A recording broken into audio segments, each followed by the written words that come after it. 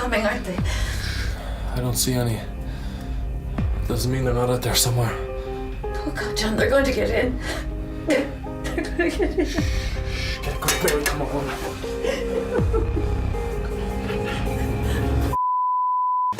Is that working now? Well,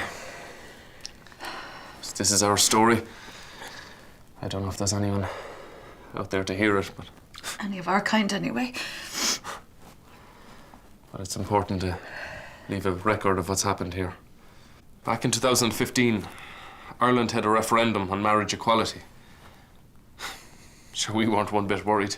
We thought at best it'd be close. As far as we knew, there was maybe 5 or 6 gays operating in Ireland at that time. We figured if it was just them, things would stay the way they were.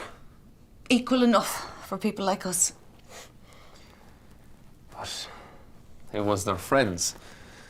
Non-gays. Normal people. They marched. They voted, loads of them. They said things like people should be able to love whoever they want, even though they could do that already. There was nothing in it for them at all. I mean, if they hadn't voted, everything would have been fine, but they did. And everything changed. So much equality.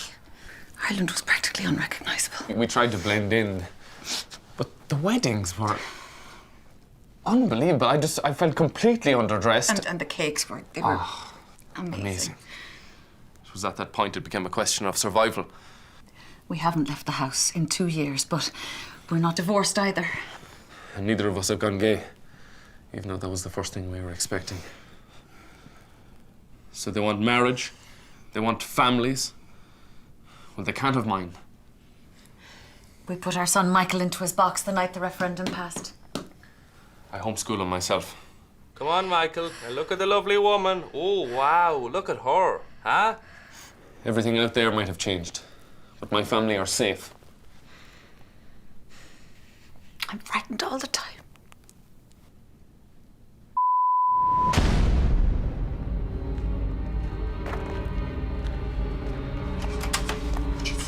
Just over here. John? Mary? Are you okay in there?